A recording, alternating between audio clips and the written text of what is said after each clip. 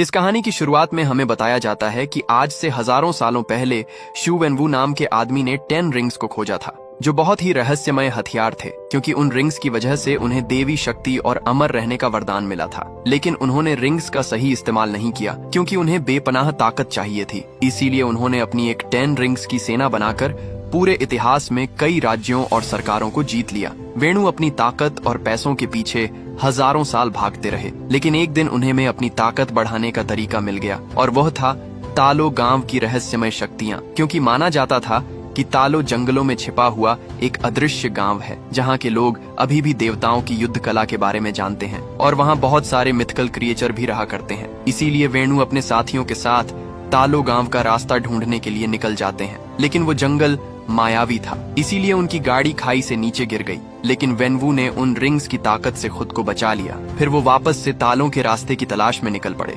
जहां उनकी मुलाकात यिंगली से हुई, जो तालो की गार्डियन थी। वेनवू ने उससे तालो गांव का रास्ता पूछा, लेकिन यिंगली ने उसे तालों का रास्ता बताने से मना कर दिया और कहा कि तालो में आपके लिए कोई जगह नहीं है। इसी बात को लेकर उन दोनों में लड़ाई शुरू हुई, लेकिन यिंगली ने तालों की शक्तियों से वेणु को हरा दिया। मगर इस लड़ाई में उन दोनों को एक दूसरे से प्यार हो गया, और उन दोनों के 2 बच्चे हुए। शंग-ची और श्यालिंग वेणु को अब अपना परिवार मिल गया था, इसीलिए उसने अब सब बुरे काम छोड़ दिए और उन रिंग्स को भी एक बॉक्स में बंद कर दिया। अब वो खुशी से रहने लगे थे। शांग अपनी माँ से पूछता है कि अगर डैड के रिंग्स इतने ताकतवर थे तो आपने उन्हें कैसे हरा दिया। तो यिंगली उसे बताती है कि जहाँ से मैं हूँ वहाँ के सभी लोगों को महारक्षक ड्रैगन की जादुई शक्तियों का वरदान मिला है, और जिस पर हमारे ड्रैगन की कृपा होती है वह कहीं बड़े बड़े कारनामे कर सकता है। यिंगली अपने बेटे को एक लॉकेट देती है और उसे कहती है कि जब भी तुम्हें लगे कि तुम रास्ते से भटक गए हो तो तुम्हें घर का रास्ता दिखाएगा, इसीलिए हमेशा इसे अपने पास रखना।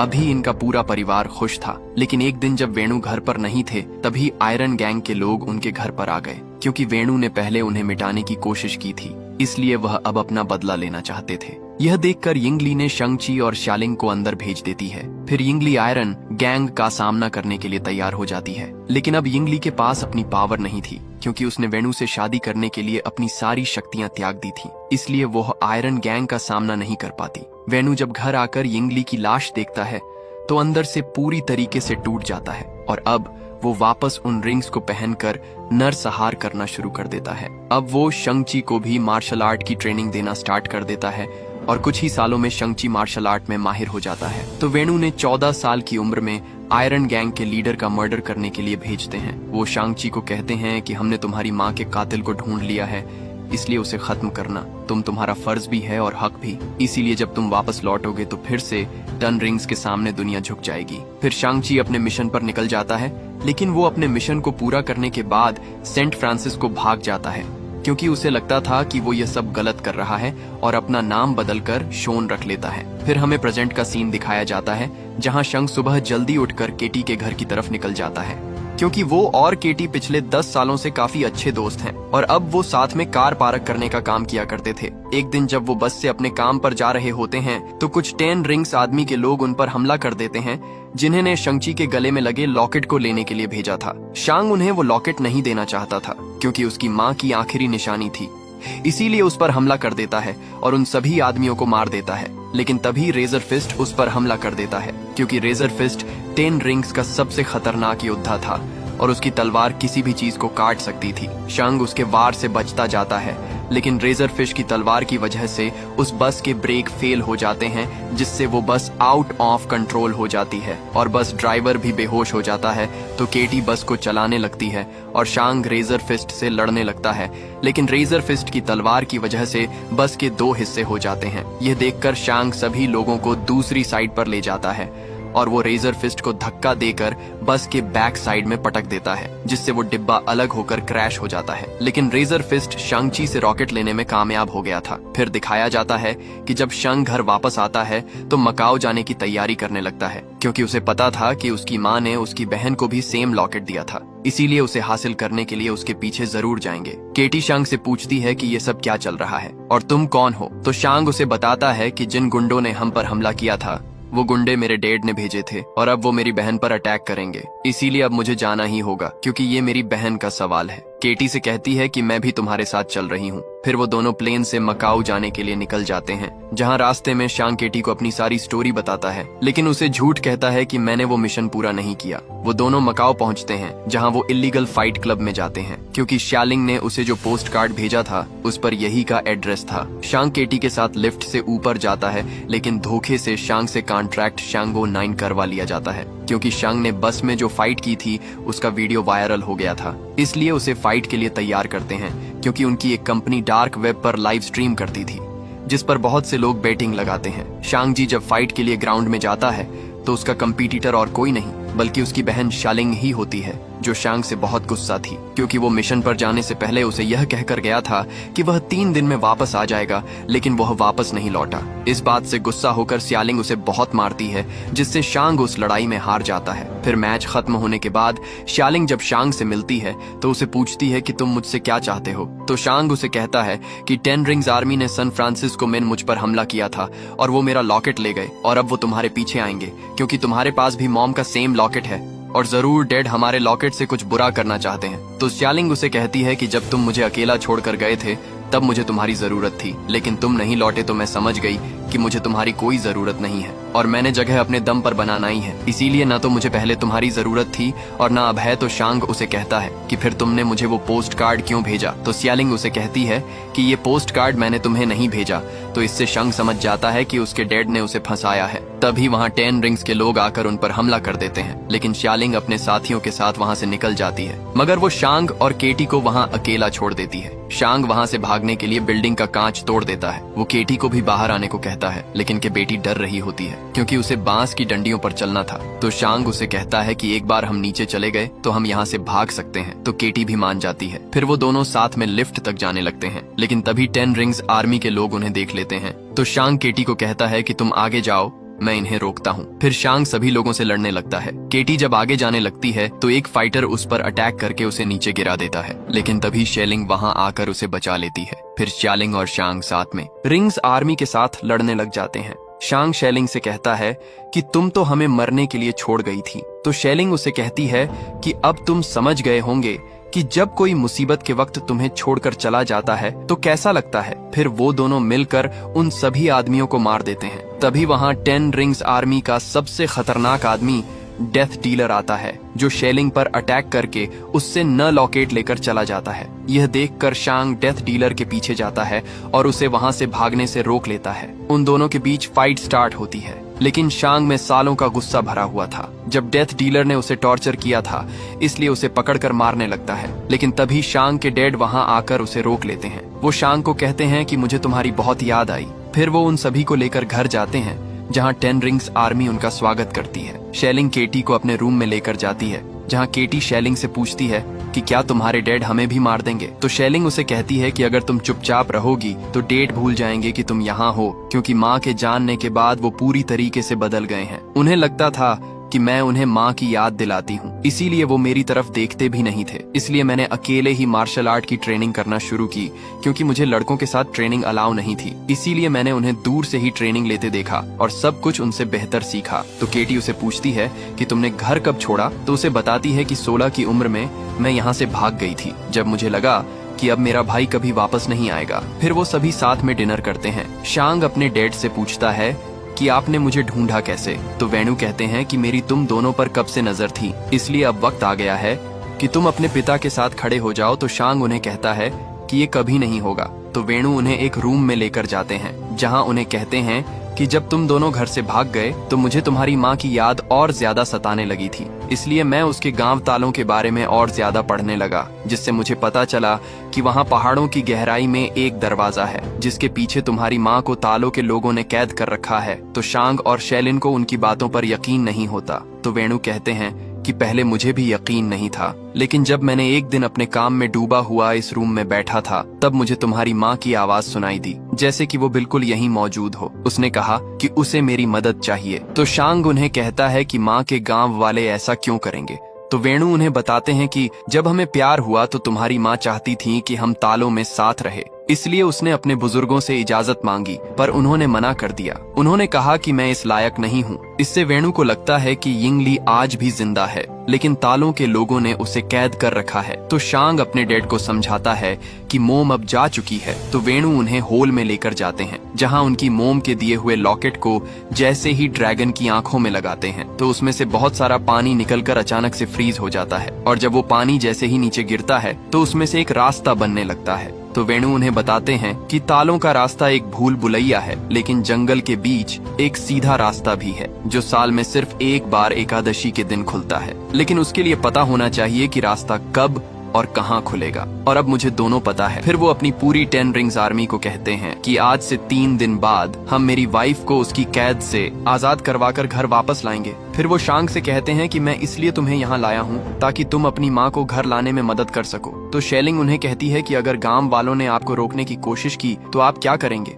तो वेणु कहते हैं कि अगर उन्होंने ऐसा किया तो पूरा गांव जलकर खाक हो जाएगा। तो शांग उन्हें कहता है कि इन बेकार की बातों से आप मोम के गांव में नहीं घुस सकते। तो वेणु गुस्सा होकर शांग और शेलिंग पर अटैक कर देते हैं और उन्हें जेल में कैद करने का ऑर्डर दे देते हैं। वेणु जब अपने रूम में जाते हैं तो उन्हें वापस से यिंगली की आवाज सुनाई देती है। वो उन्हें कहती है कि हम सब जल्द एक साथ होने वाले हैं। वहीं शांग, शेलिंग और केटी को जेल में बंद कर दिया जाता है, जहाँ शांग उन दोनों को कहता है कि अगर हम डेट से पहले तालो नहीं पहुँचे तो फैमिली की बची कुची निशानियां भी खत्म कर देंगे। तभी उन्हें वहां कुछ आवाजें सुनाई देने लगती हैं और जब वो उस तरफ जाते हैं तो देखते हैं कि वहां एक कलाकार होता है जिसका नाम ट्रेवर स्लेटरी होता है। ट्रेवर उन्हें अपनी स्टोरी बताता है कि कुछ समय पहले एक प्रोड्यूसर ने उसे टेररिस्ट का रोल दिया था, लेकिन वो ट्रेवर को बेवकूफ बना रहा था क्योंकि वो प्रोड्यूसर खुद ही एक टेररिस्ट था। इसलिए जब ट्रेवर ने टेररिस्ट का रोल किया तो पुलिस को लगा कि वो एक टेररिस्ट है, इसलिए उन्होंने उसे पकड़कर जेल में डाल दिया और उसके बाद वेणु ने उसे वहां से छुड़वाया ताकि वो उसे मार सके। लेकिन जब ट्रेवर ने उनके सामने परफॉर्म किया तो उनका दिल पिघल गया और तब से ही ट्रेवर उनके लिए हर हफ्ते शो करता है। तभी वहाँ एक मिथिकल क्रिएचर आ जाता है जिसे देखकर केटी और शांग काफी डर जाते हैं क्योंकि उसका सिर नहीं होता। तो ट्रेवर उन्हें बताता है कि ये मोरिस है और ये मुझसे बातें कर सकता है। फिर ट्रेवर उन्हें कहता है कि मोरिस कह रहा है कि ये तुम्हें जानता है क्योंकि ये तुम्हारी मोम के साथ तालों में बड़ा हुआ था, लेकिन तुम्हारे पिता ने मायावी जंगल में रास्ता ढूंढते वक्त इसे वहाँ से चुरा लिया था और अब ये चाहता है कि तुम इसे घर ले जाओ। तो शांग उन्हें कहता है कि अगर मेरे बस में होता तो मैं इसे वापस जरूर लेकर जाता, लेकिन मेरे डैड के हिसाब से वो रास्ता सिर्फ साल में एक ही बार खुलता है। तो ट्रेवर कहता है कि मोरिस कह रहा है कि यह तुम्हें अभी भी वहां लेकर जा सकता है और तुम उस भूल भुलिया को पार कर सकते हो, लेकिन यह बहुत खतरनाक है क्योंकि आज तक इसे कोई जीते जी पार नहीं कर पाया। तो केटी उसे कहती है कि हम यहाँ से कैसे निकलेंगे। तभी शेलिंग वहाँ सुरंग का रास्ता ढूंढ लेती है और वो शांग को बताती है कि डैड ने पूरे कॉम्प्लेक्शन की गाड़ी लेकर निकल जाते हैं, लेकिन गार्ड को इस बारे में पता चल जाता है, इसलिए वह वहाँ उन्हें रोकने के लिए आ जाते हैं। तो वो दूसरे रास्ते से वहाँ से भागने लगते हैं, लेकिन वो रास्ता सिर्फ फिंगरप्रिंट से ही खुलता था। इसलिए जब 10 रिंग्स आर्मी के लोग उन्हें रोकने की कोशिश करते हैं तो वो एक एक करके सबको मारने लगते हैं और एक आदमी की मदद से उस डोर को खोल लेते हैं, जिससे वो सेफली वहां से निकल जाते हैं। सुबह होते होते वो उस जंगल तक पहुंचते हैं। मोरिस उन्हें रास्ता बताता जाता है, जिससे वो उस मायावी जंगल से बचते हुए एक झरने तक पहुंचते हैं। जब वो जैसे ही झरने के अंदर जाते हैं तो वाटर एकदम फ्रीज हो जाता है और वो एक सीक्रेट रास्ते से सीधा तालों में पहुंचते हैं, जहां वो देखते हैं कि वहां बहुत सारे मिथिकल क्रिएचर होते हैं। फिर वो तालो गांव में पहुंचते हैं, जहां शांग सभी को अपना इंट्रोडक्शन देता है, लेकिन वो सब उनकी बात नहीं सुनते और उन पर अटैक करने लगते हैं। तभी वहां यिंगली की बहन यिंगनान आ जाती है, जो उन्हें ऐसा करने से रोक लेती है। वो शांग और शेलिंग से कहती है कि मैं तुम्हारी मौसी हूँ। वो उन दोनों से मिलकर बहुत खुश होती है। शांग यिंगनन को कहता है कि हमारे पास टाइम कम है क्योंकि हमारे डैड यहाँ अटैक करने के लिए आ रहे हैं। तो नान उन्हें अपने साथ नदी के किनारे लेकर जाती है, जहाँ उन्हें बताती है कि हम काले द्वार के रखवाले हैं और तुम्हारी दुनिया को उन बुराइयों से बचाते हैं जो इस द्वार के पीछे कैद है। तो शांग उन्हें कहता है कि हमारे डैड उसी द्वार को खोलने आ रहे हैं क्योंकि उन्हें लगता है कि माँ वहीं कैद है। तो नैन उनसे पूछती है कि उन्हें ऐसा क्यों लगता है। तो शेलिंग उन्हें बताती है कि उन्हें मदद मांगते हुए माँ की आवाज सुनाई देती है। तो फिर वो उन्हें तालों के इतिहास के बारे में बताती है कि हमारा गांव तालों की सृष्टि का एक छोटा सा हिस्सा है, लेकिन यह सृष्टि बहुत विशाल है क्योंकि यहाँ ऐसे शहर हैं जो पूरे ब्रह्मांड से बेहतर हैं। फिर वो उन्हें बताती है कि हजारों सालों पहले तक हमारे लोगों के बीच शांति और समृद्धि थी, लेकिन उस शांति को अंधेरे के हैवान ने भंग कर दिया, क्योंकि वो अपने साथ पूरी आत्मा भक्षक की फौज लाया था। उसके रास्ते में जो भी इंसान आता, उसकी फौज उसे निकल जाती और हर आत्मा के साथ उसकी शक्ति बढ़ती जाती, जिससे उसने हमारी दुनिया को खत्म कर दिया। फिर वो तुम्हारी दुनिया का विनाश करने के लिए आगे बढ़ा। तब तुम्हारी दुनिया को नष्ट होने से बचाने के लिए हमारे तालों के नेताओं ने अपने सबसे शूरवीर को भेजा, लेकिन हमारे पूर्वज उन काली शक्तियों के सामने नहीं टिक पाए। फिर एक दिन महारक्षक ड्रैगन ने हमारी मदद की और हमारी हार को जीत में बदल दिया। उन्होंने हमारे साथ मिलकर उस अंधेरे के हैवान और आत्मा भक्षकों की फौज को इस काले द्वार के पीछे बंद कर दिया, और हमारे महारक्षक की जादुई शक्तियों के वरदान से हम तालों के लोगों ने आज तक इस काले द्वार की रक्षा की है और करते रहेंगे। फिर वह उन्हें यह भी बताती है कि तुम्हारे पिता अकेले नहीं हैं जो इस द्वार को खोलना चाहते हैं, क्योंकि सदियों से काफी लोगों ने इस द्वार को खोलने की कोशिश की, मगर वो नाकामयाब रहे। लेकिन उन सब में एक बात कॉमन थी कि उन सभी को ऐसी आवाज सुनाई देती थी जो उन्हें हर ख्वाहिश को पूरा करने का ख्वाब दिखाती थी। फिर वो उन्हें यह भी बताती है कि आत्मा भक्षक जानते हैं कि वो 10 रिंग्स की ताकत से आजाद हो सकते हैं, इसलिए वो तुम्हारे पिता को तुम्हारी माँ की आवाज में पुकार रहे हैं। फिर नैन शांग और शेलिंग को अपने पूर्वजों के रूम में लेकर जाती है, जहाँ उन्हें बताती है कि तुम्हारी माँ जानती थी कि तुम यहाँ जरूर आओगे, इसीलिए उसने मुझे पहले ही बता दिया था कि मुझे क्या तैयारी करनी है। फिर वो उन दोनों को उनके सूट देती है और उन्हें कहती है कि अपनी माँ को खोने के बाद हर बच्चा दुनिया में खुद को अकेला पाता है, लेकिन तुम अकेले नहीं हो, तुम हमारे इस परिवार की संतान हो और यहाँ तुम्हारा स्वागत है। फिर वो सब प्रैक्टिस करने लगते हैं। केटी भी तीर चलाना सीखने लगती है। वहीं शांग अपनी मौसी के पास जाता है और उनसे पूछता है कि मेरी माँ ने डेड को कैसे हराया था, तो फिर उसे वो तरीका सिखाने लगती है। वहीं वेणु अपने आदमियों से कहता है कि सुबह होते ही हम तालों के लिए रवाना होंगे, क्योंकि सुबह होते ही तालों का रास्ता खुलेगा। वहीं शांग काफी परेशान होता है, उसे पुरानी बातें याद आ रही होती हैं, जब आयरन गैंग के लोगों ने उसकी माँ को मार दिया था। इन सब से शांग काफी उदास हो जाता है। तभी केटी वहाँ आ जाती है तो शांग उसे कहता है कि मैंने तुमसे झूठ कहा था कि मैं अपनी माँ के कातिलों को नहीं मार पाया, क्योंकि मैंने सोचा था कि अगर मैं अपना नाम और पहचान बदल लूंगा तो शायद मैं वो भूल जाऊंगा जो हुआ था, लेकिन अगर आज मोम जिंदा होती तो वो मुझसे नफरत करती। तो केटी उसे कहती है कि इसमें तुम्हारी कोई गलती नहीं है, तुम्हारे डैड ने तुम्हें 7 साल की उम्र में किलर बनाना शुरू कर दिया था। तो शांग उसे कहता है कि मॉम की मौत के जिम्मेदार डैड है और अब वो उनका घर बर्बाद करने आ रहे हैं, इसलिए अब मैं उन्हें खत्म कर दूंगा, क्योंकि यही उन्होंने मुझे सिखाया है। इसीलिए शांग काफी सेड हुआ वहाँ से चला जाता है। फिर अगली सुबह सभी युद्ध के लिए तैयार हो जाते हैं और वेणु भी अपनी पूरी आर्मी के साथ वहाँ आ जाता है। वेणु शांग को कहते हैं कि तुम उन्हीं की मदद करने आ गए जिन्होंने तुम्हारी माँ को कैद किया है। तो नैन कहती है कि वो वहाँ नहीं है, वो एक हैवान है जो तुम्हें गुमराह करके सबका सर्वनाश करना चाहता है। तो वेणु उनकी बात नहीं सुनता और उन पर अटैक करने लगता है और उन सभी के बीच फाइट स्टार्ट होती है। वेणु उस द्वार को खोलने के लिए आगे बढ़ता है तो शांग उन्हें रोकने जाता है। तो वेणु से कहते हैं कि तुम मुझसे अकेले लड़ने की बेवकूफी करोगे। तो शांग उन्हें कहता है कि मैं आपसे नहीं डरता। फिर उस पर अटैक कर देते हैं और उसे कहते हैं कि तुम तो पूरी जिंदगी मुझसे डर कर भागते रहे, तुम वहीं थे जब वो तुम्हारी माँ को मारने आए, लेकिन तुमने कुछ नहीं किया। तो शांग उन्हें कहता है कि माँ के बाद हमें आपकी जरूरत थी, लेकिन आपने हमें छोड़कर उन रिंग्स को चुना। यह कहकर उन्हें मारने लगता है। फिर शांग उन्हें कहता है, क्या आपको लगता कि माँ आपके पास वापस आ जाए, लेकिन क्या वो आप जैसे इंसान के पास वापस आना चाहेगी? तो इससे गुस्सा होकर शांग पर सारी रिंग से अटैक कर देते हैं, जिससे शांग दूर पानी के अंदर चला जाता है। फिर वेणु उस द्वार की तरफ बढ़ते हैं, क्योंकि अभी भी उन्हें यिंग ली की मदद मांगती हुई आवाजें सुनाई दे रही थीं। वो उस द्वार को तोड़ने के लिए रिंग से अटैक करने लगते हैं, जिससे उस द्वार में से आत्मा भक्षक भान निकलने लगते हैं। शेलिंग सभी को कहती है कि अगर हम साथ मिलकर नहीं लड़े तो सब के सब मारे जाएंगे, क्योंकि तुम्हारे हथियार उनके सामने बेकार हैं। तो रेजर फिस्ट उन्हें कहता है कि हमें तुम्हारी मदद नहीं चाहिए, हम 10 रिंग्स हैं। तभी आत्मा भक्षक डेड डीलर की आत्मा को निकालकर उसे मार देता है। 10 रिंग के लोग उसे बचाने की बहुत कोशिश करते हैं, लेकिन उनके हथियारों का उस पर कुछ असर नहीं होता। आत्मा भक्षक रेजर फिस्ट पर भी हमला कर देते हैं, लेकिन नैन उसे अपने हथियार की मदद से बचा लेती है, क्योंकि सिर्फ तालों के हथियारों से ही उन्हें मारा जा सकता था, क्योंकि उनके हथियारों पर ड्रैगन की खाल लगी हुई थी। इससे अब रेजर फिस्ट भी समझ जाता है कि वो अकेले उनका सामना नहीं कर सकते, इसीलिए उनका साथ देने के लिए तैयार हो जाते हैं। वहीं वह आत्मा भक्षक आत्माओं को लेकर काले द्वार के पीछे जा रहे होते हैं, ताकि वह अंधेरे के हैवान की ताकत बढ़ा सके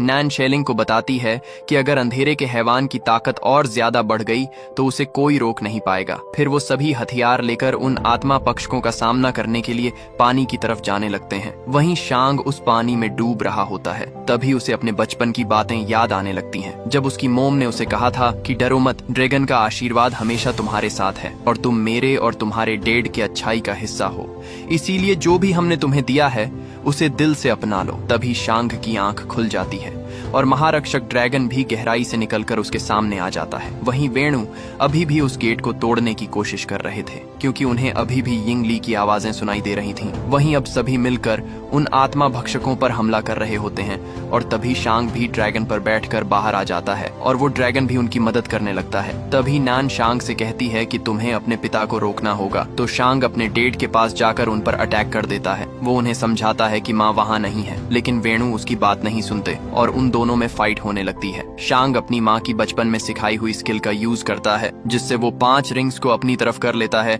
और वो वापस फाइट करने लगते हैं। वेणु वो अपनी 5 रिंग से शांग पर अटैक कर देते हैं, लेकिन शांग ची भी खुद को रिंग की मदद से बचा लेता है और अब वो सारी रिंग्स को अपने वश में कर लेता है। लेकिन वो अपने डेड पर उन रिंग से अटैक नहीं करता और उन्हें नीचे फेंक देता है। वेणु शांग से कहते हैं कि मुझे उसे बचाना ही होगा क्योंकि वो मुझे पुकार रही है। तो शांग उन्हें कहता है कि काश ये सच होता। तभी अंधेरे का हैवान बाहर आ जाता है और वो वेणु और शांग के ऊपर अटैक करने लगता है, लेकिन वेणु उन रिंग्स की मदद से शांग को बचा लेते हैं। लेकिन वो ड्रैगन वेणु को पकड़ लेता है और वो उनकी सोल को खींचने लगता है। अब वेणु भी समझ गए थे कि वो गलत था, इसीलिए अपनी रिंग्स को शांग को दे देता है और उस ड्रैगन के हाथों मारे जाते हैं। तभी वो हैवान शांग पर अटैक करने लगता है, लेकिन तभी शेलिंग ड्रैगन पर बैठकर अंधेरे के हैवान पर अटैक कर देती है, जिससे वो हैवान इंसर्ट हो जाता है। क्योंकि अभी उसकी शक्तियां कम थीं, इसीलिए वो और लोगों की सोल खींचने के लिए गांव की तरफ बढ़ने लगता है। यह देखकर शांग उस काले द्वार को पत्थरों की मदद से बंद कर देता है और ड्रैगन पर बैठकर गांव की तरफ बढ़ने लगता है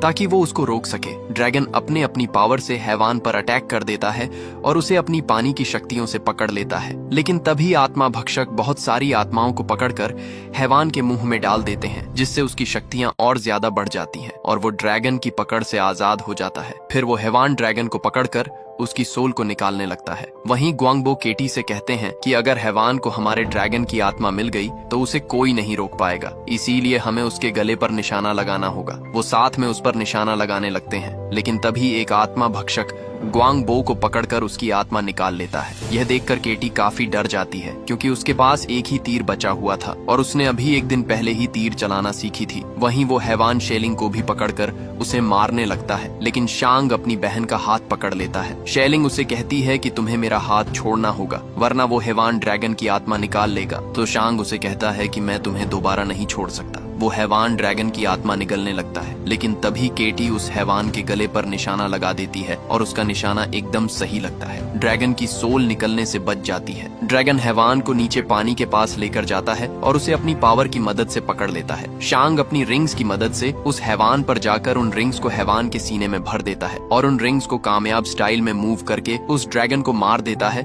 जिससे सारे आत्मा भक्षक भी मर जाते हैं। फिर ड्रैगन शेलिंग और शांग को लेकर किनारे पर आ जाता है, लेकिन इस लड़ाई में बहुत से लोग मारे जाते हैं। फिर रात को वो उन सभी लोगों को सम्मान देते हैं जिनकी वजह से उन्होंने नया सवेरा देखा था और अब वो ड्रैगन वापस आसमान में लौट जाता है, क्योंकि अब अंधेरे के हैवान का अंत हो चुका था। फिर हमें दिखाया जाता है कि शांग और केटी वापस सैन फ्रांसिस्को जाकर अपनी ये स्टोरी अपने दोस्तों को सुना रहे होते हैं, लेकिन उन्हें उनकी बातों पर यकीन नहीं होता और उनसे पूछते हैं कि अगर यह सच है तो तुम्हारी बहन कहाँ गई? तो शांग उन्हें कहता है कि वो तो घर गई है मेरे डैड के गैर कानूनी धंधे बंद करवाने के लिए, लेकिन उन्हें उनकी बातों पर यकीन नहीं होता। तभी वहाँ वंग उन्हें लेने के लिए आ जाते हैं। वंग शांग से पूछता है कि क्या तुम्हारे पास अभी भी वो रिंग्स हैं? तो रिप्लाई में शांग उन्हें कहता है कि अभी भी मेरे पास वो रिंग्स है। फिर शांग और केटी वंग के साथ वहाँ से चले जाते हैं। ये